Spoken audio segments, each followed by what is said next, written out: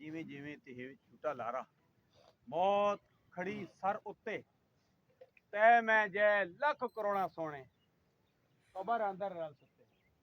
40 साल का अरसा बीत गया ये आधा का भुगतान तकरीबन भर चुका है मैंने भी जाना है आपने भी जाना है यहाँ ही मलक अब्दुल हकीम साहब मरहूम दफन हैं डॉक्टर शरफे वाले डॉक्टर छोरी वाले कैंट का कब्रस्तान है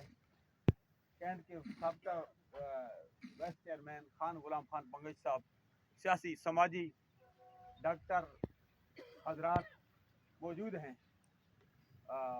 डॉक्टर है इंजीनियर है हाजी है हाफिज है आलिम है गरीब है अमीर है जो भी है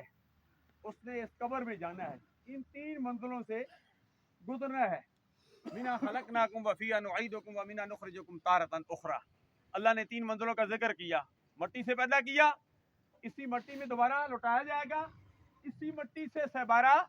उठाया जाएगा मैं अक्सर कहा करता हूँ तयम्मुम के भी 3 फराइज हैं गुस्ल के भी 3 फराइज हैं और मरहुमा से भी 3 ही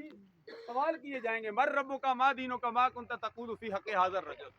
तू इस हस्ती के बारे में क्या कहा करता था ये सबसे सवाल होंगे नमाज जनाजा में चूंकि वक्त के दामन में गुंजाइश नहीं है नमाज जनाजा में 4 तकबीरात जो इमाम पढ़ता है इमाम के लिए भी ज़रूरी है